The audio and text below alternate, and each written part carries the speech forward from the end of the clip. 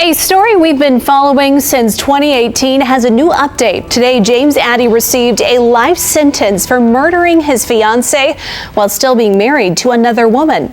Good evening, everyone. I'm Emily Spain. Thanks for joining us. KOB8's Catherine Merck joins us now live from the Cole County Courthouse after hearing from Addy himself in court today. Catherine. Emily, we've been following this case for over 3 years, and now the man at the center of it will be going to prison for the rest of... 27th, 2018, a man named Glenn McSparran was driving home through a remote stretch of Monroe County, Missouri. It was a quiet back road, nothing but gravel, woods, and the sound of a creek crossing the path. But as his headlights crept forward, he spotted something strange. A car pulled off to the side. A figure on the ground. As he got closer, the shape became clear. A woman. Face down. Motionless. Her body was lying directly in front of the vehicle, head turned slightly toward the ditch. Blood behind her skull.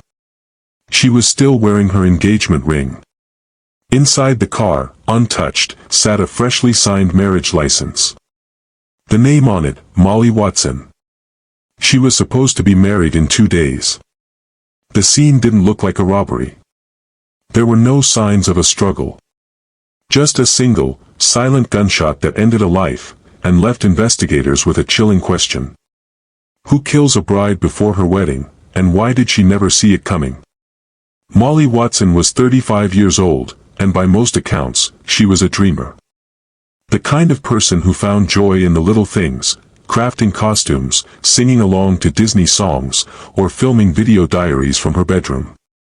She was warm, expressive, and always creating. Her YouTube channel showed a woman who was equal parts silly and sincere, someone who talked to the camera like it was her best friend. She worked hard to build a stable life. For a while, she lived with her cousin in Huntsville, Missouri, and later took a job at the Moberly Area Correctional Center, where she worked in the administrative offices. That's where she met James Addy, the man she thought she would marry. Molly had already been through one marriage, which ended in divorce. That relationship gave her a son, her greatest joy. According to her family, she adored him. Her obituary would later read that she loved her son and spending time with family. But life wasn't always simple.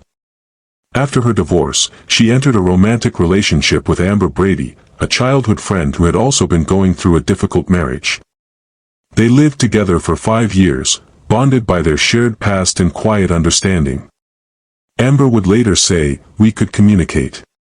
We liked doing a lot of the same things, it just seemed to click." Even after their breakup, Molly stayed hopeful about love. When she met James Addy, she believed she'd finally found the kind of romance she deserved. He told her he was divorced. He told her he wanted forever. She believed him. She began planning their wedding with excitement. She couldn't decide on just one dress, so she bought 2.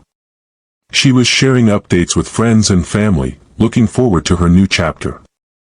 Molly had no idea that James was hiding a second life. No idea that her dream wedding would never happen. And no clue that behind his calm voice, was a man capable of something unimaginable.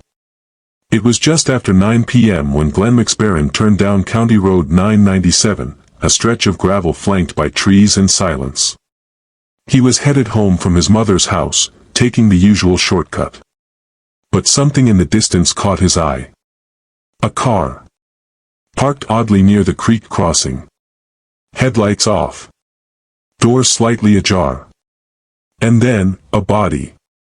He stopped his truck. Got out. Walked toward the figure on the ground. His headlights landed squarely on her back. She was lying face down, right in front of her own vehicle. There was no movement. No sound. Just the stillness of death. He called 911. The dispatcher asked if he could check for a pulse, but he already knew. Later, he'd say, "I looked in her eyes and I could tell that she was gone." The victim was Molly Watson. She'd been shot once, directly in the back of the head. The wound was close range, calculated. Quick. execution style. But this wasn't a robbery. Her diamond ring was still on her finger. Her purse was untouched. There were no signs of a struggle. No drag marks. No defensive wounds. Inside the car, officers found something deeply unsettling, a marriage license, signed by both Molly and her fiancé. They were supposed to be married in 2 days. Whoever had done this didn't just want Molly dead, they wanted her silenced. Stopped. Her future erased before it could begin. Detectives took in the details, the remote location, the lack of evidence left behind. It was as if someone had planned this moment, down to the exact mile marker. But the question lingered in the cold night air. Why bring her here, and why now? The man Molly was about to marry was James Addy, a 51-year-old corrections officer at the same prison where she worked. On paper, he seemed dependable, quiet, disciplined, someone who'd spent decades working in law enforcement. But within hours of Molly's death, Addy's story began to unravel. When investigators questioned him, his answers didn't make sense. He claimed he hadn't seen Molly that evening, even though his name was freshly inked on the marriage license in her car. Cell phone records would later place him within miles of the crime scene at the exact time of the murder. But the most devastating discovery came when police knocked on a door in a different town, Addy's home, where a woman named Melanie Addy answered. She was his wife. They had been married for over 20 years. They had children. They shared a life, a house, and memories. Melanie had no idea he was engaged to someone else. He had been living a double life, one with his real family, and one with Molly. Every time he left the house, every trip, every phone call, it had all been calculated. Controlled. And Molly never knew. The lies stretched back years. He told Molly he lived far away, that he was divorced, that his schedule was demanding because of his job. She believed him. She even met his daughter, not knowing the full truth. But the cracks had already begun to show before the murder. Years earlier, Molly's former partner Amber Brady had caught them at a motel. When she knocked on the door, it was Molly who opened it, and James Addy who scrambled to get dressed and leave. Even after that, Molly stayed. She believed his excuses. She wanted to believe in love. She was preparing for a future while he was planning an exit. Not from the relationship. From her. As investigators dug deeper, the mask James Addy wore began to peel away. He wasn't just lying to Molly. He had crafted an entire alternate life, complete with fake stories, staged alibis, and controlled timelines. But when police followed the data, the truth came into focus. On the night of the murder, Addy claimed he was nowhere near Molly. He said he was home. But cell phone tower records placed him right in the vicinity of that lonely gravel road, during the narrow window when Molly was killed. He told detectives he hadn't seen her that day. But he had. He'd signed the marriage license himself. It was in the front seat of her car, inches from her lifeless body. His behavior afterward didn't match the panic of a grieving fiancé. There were no calls to her phone. No signs of worry. Just silence. Then came the forensic evidence, traces of gunpowder. Inconsistencies in his timeline. Holes in every version of his story.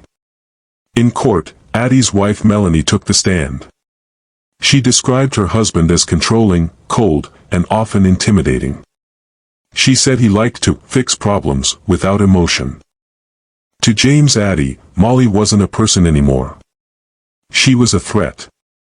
And 2 days before his secret life could explode into the open, he ended hers.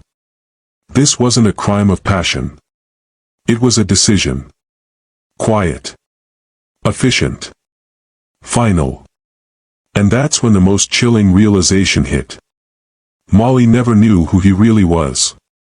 In April 2021, 3 years after Molly Watson was found face down on a gravel road, James Addy stood trial for her murder.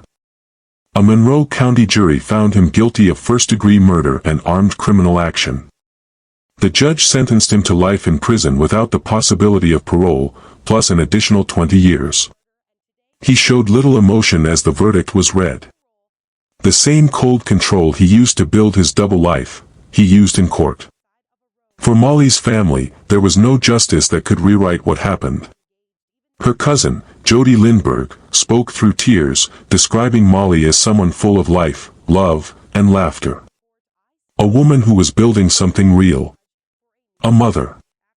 A dreamer. A believer. Her son would grow up without her. Her family would spend holidays staring at an empty chair. Her voice, once vibrant on YouTube, was now a memory. And for many, the shock never faded. How did no one know? James Addy had fooled two women for years. He had manipulated everyone around him. There were red flags, strange disappearances, motel encounters, timelines that didn't line up, but no one had connected the dots in time. Even now, those who knew him still ask the same question.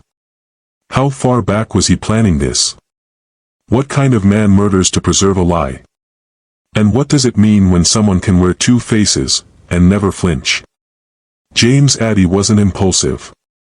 He didn't act out of sudden rage. What he did was deliberate, and disturbingly quiet. Forensic psychologists often describe this kind of offender as high-functioning and compartmentalized, someone capable of maintaining two separate lives, sealed off from each other, with no visible overlap. A man who could tuck one identity away in a box, while slipping into another like a uniform. But behind that order was chaos.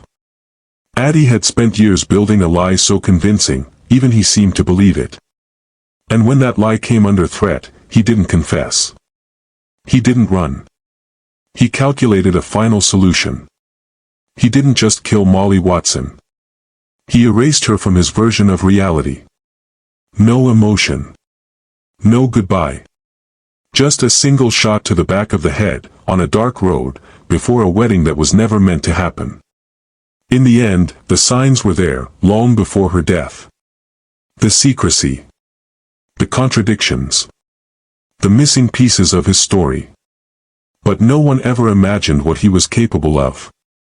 The question that still lingers. What kind of man lives two lives, and only finds peace once one of them is dead?